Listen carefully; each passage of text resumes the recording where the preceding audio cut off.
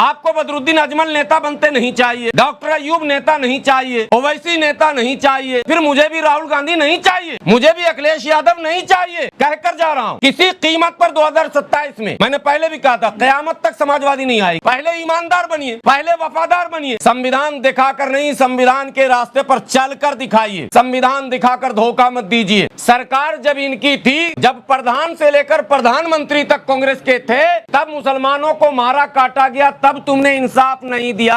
अब कैसे तुम इंसाफ दोगे जब तुम खुद ही इंसाफ के लिए तरस रहे हो? तो बताओ इंडिया गठबंधन वालों, तुमने ये कैसे सोच लिया कि हमने जो ये महागठबंधन बना लिया इंडिया के नाम से, अब देश का सारा मुसलमान हमारे साथ आएगा? मैं मुसलमानों से जैसे कॉकरोच पार्टी के आंदोलन से दूर रहने की अपील किया था, मैंने पहले अपनी औकात मुसलमान जान ले कि इस वक्त आपकी औकात क्या है पॉलिटिक्स में। वो जमाने लद गए जब बुखारी साहब इंदिरा गांधी को धमका देते थे, और उसी का नतीजा आज पॉलिटिक्स में हम भुगत भी रहे हैं। इसलिए अब औकात आपकी इतने है कि एक ही क्वेश्चन, वोट नहीं देना चाहिए। किसको देना चाहिए इस पर होगी बात, उस पर अगर इंडिया गठबंधन चुप है तो ऐसे इंडिया गठबंधन पर 3 बार थूकता हूं मैं।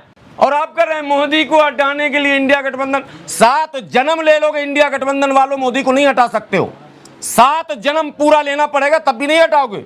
मोदी को हटाने के लिए सबसे पहले आपका ईमानदार होना जरूरी है, आपका समाज के प्रति समर्पण दिखना चाहिए। आप परिवार बचाने में लगते हैं, मुसलमान को आप पॉकेट में रखना चाहते हैं कि ये तो पॉलिटिक्स मेरे पॉकेट में है, ये जाएगा कहां? लेकिन मुसलमानों में अब हम पॉकेट मार पैदा हो गए हैं। हम आपके पॉकेट से सारे वोट निकाल लेंगे इंशाअल्लाह। वो जमाने चले गए आपके। मोदी जी को हराना है, ईमानदारी से आओ। मैं देता हूं रोड मैप, सारे निकम्मे को मत भरो पार्टी में। मेरे पास प्लान है, 5 साल में देश में सारा सिस्टम चेंज हो जाएगा। लेकिन नहीं हो सकता ना, आपको तो परिवार बचाना, देश बचाना ही नहीं। आप झूठे हैं, आप संविधान लेकर घूमते हैं, आप मक्कार हैं, आप धोखेबाज हैं, आप अकलियतों को धोखा देते हैं।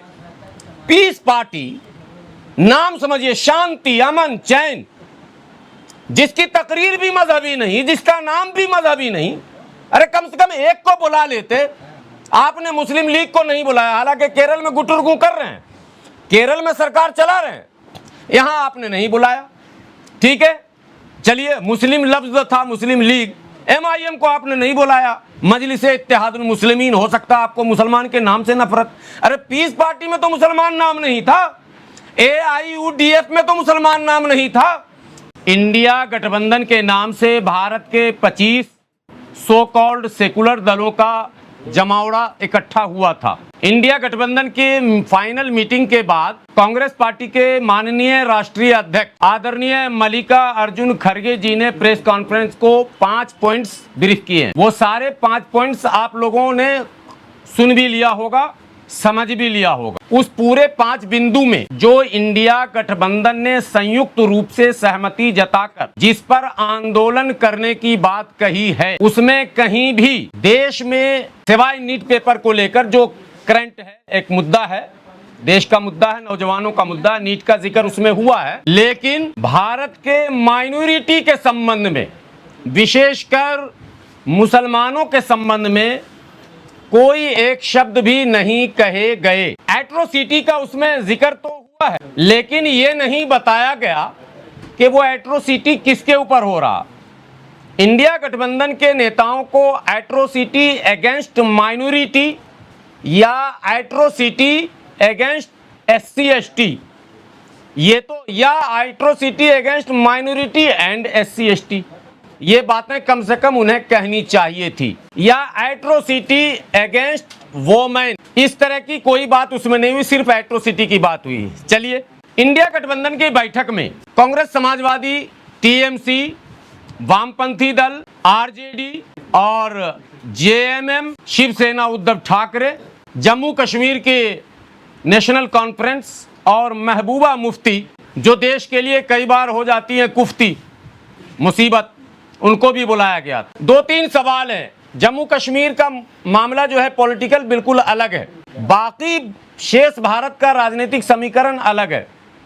जम्मू कश्मीर को छोड़कर शेष भारत में माइनॉरिटी के अलग लीडर हैं और SC ST के भी अलग लीडर हैं। एसटी में तो आप जेएमएम को गिन सकते हैं, लेकिन एससी की किसी पार्टी को नहीं बुलाया गया था, बसपा को नहीं बुलाया गया था। चलिए बसपा पर आप बहुत सारे आरोप लगाते हैं, लेकिन असपा को भी नहीं बुलाया गया, यानी कि चंद्रशेखर रावण की पार्टी को न्योता नहीं मिला था। पूरे भारत में बड़ी भीड़ मुसलमानों की जमा होती है जिनको सुनने के लिए।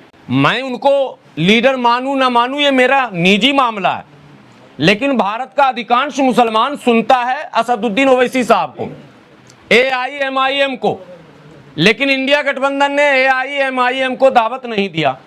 चलिए, हो सकता है आप बहुत बड़े सेकुलर हैं, बहुत बड़े सेकुलर हैं आप, तो ओवैसी साहब की पार्टी में मजलिसे इत्तेहादुल मुस्लिमीन लगा हुआ, इसलिए आपने नहीं बुलाया। लेकिन पीस पार्टी के नाम में क्या लगा हुआ है ये बताइए आप। आपने पीस पार्टी को क्यों नहीं बुलाया? कैसे आपके दिमाग में ये बात आ गई कि माइनॉरिटी के लीडरशिप को किनारे करके हम माइनॉरिटी के लीडर बनेंगे? अब 80 साल 90 साल के प्रयोग के बाद जब हमने कांग्रेस को इस्तेमाल करके देख लिया, यानी कांग्रेस ने हमारा इस्तेमाल कर लिया, जब आरजेडी ने हमारा इस्तेमाल कर लिया, जब टीएमसी ने हमारा इस्तेमाल कर लिया, या हमने इस्तेमाल कर लिया, जो कह लो, हमने देख लिया, समझ लिया, परख लिया, और इस नतीजे पर भारत का मुसलमान पहुंच गया कि ये सारे फुगे कारतूस किसी काम के नहीं है।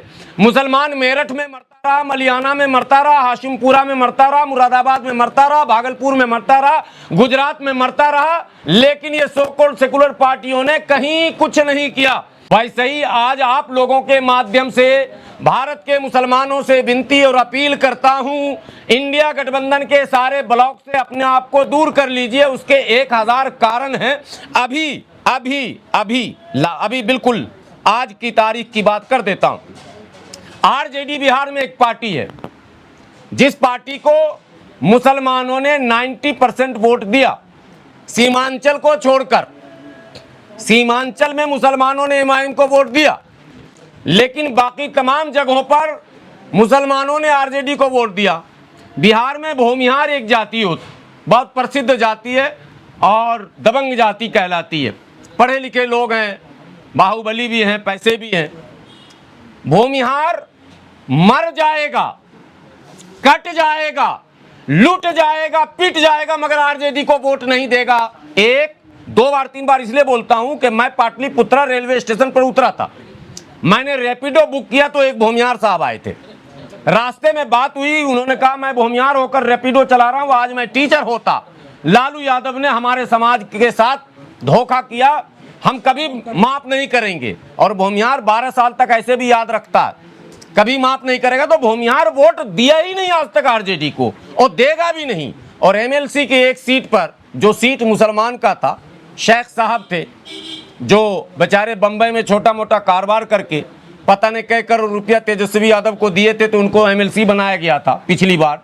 उनका वक्त पूरा हो गया, उनके जगह पर एक भूमिहार को एमएलसी बना दिया गया, कैंडिडेट बना दिया गया। तो तुम विधायक बनाओगे नहीं, मंत्री बनाओगे नहीं, और तुम्हारी सरकार अब बननी नहीं है। साधु यादव ने तुम्हारी कब्र खोद दी, तुमने कोई बयान दिया नहीं। साधु यादव जिसके नाम पर गंगा जल फिल्म बना था, आप लोगों को पता है, उसकी दबंगई या उसकी दादागिरी का भी पता है। उसने मुसलमानों को गद्दार कहा, धोखेबाज कहा, मीडिया में वायरल हो रहा, आप लोगों ने भी सुना होगा। लेकिन तेजस्वी यादव लालू जी से और राबड़ी जी के मुंह से एक शब्द नहीं निकले कि साधु सटिया गया, पगला गया है। कुछ भी तो बोल देते, ना बोलने का मतलब साधु के बात से आप सहमत हैं, तो भारत बिहार के मुसलमानों फिर तेजस्वी यादव को वोट देने का मतलब ही नहीं बनता। किसको देंगे ये सेकंड क्वेश्चन है। 1 मिनट में 2 क्वेश्चन कभी मुसलमान ना ठोके, इतना अभी औकात नहीं है इस वक्त राजनीति में। एक क्वेश्चन को लीजिए, अभी आपकी औकात, आप हाशिए पर हैं। अब समाजवादी पार्टी, आप टीएमसी का तो देख ही लिया, जनाजा निकल गया। आपको पता है जिस दिन इंडिया गठबंधन बैठक कर रही थी, यानी कल ही टीएमसी के 20 सांसद भाजपा ज्वाइन कर लिए, पता है ना आपको?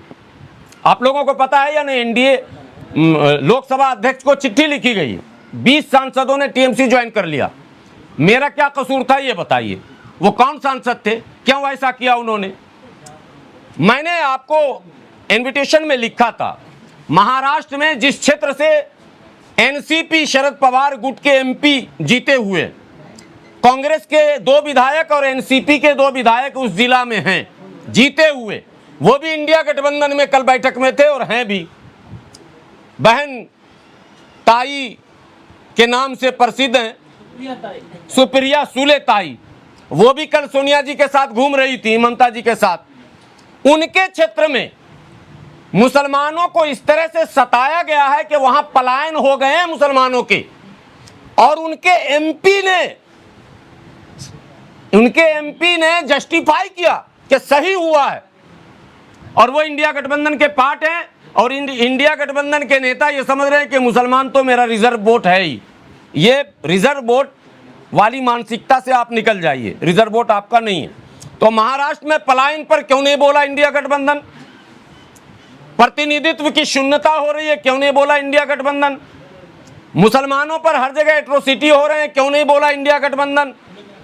अब आपको एक तो महाराष्ट्र का पलायन हमारे लिए बड़ा प्रमुख मुद्दा है। इससे पहले उत्तराखंड में जब ये खबरें आई थी तब भी मैंने माननीय गृह मंत्री को लेटर लिखा था और प्रेस कॉन्फ्रेंस किया था। मैं बधाई दूंगा गृह मंत्री जी को कि उस लेटर का संज्ञान लिया गया और राज्य सरकार को निर्देश जारी किया गया। डीजीपी महोदय ने संज्ञान लिया और वहां जो हंगामे हो रहे थे उस पर विराम लग गया। उत्तराखंड के उस शहर में शांति हो गई।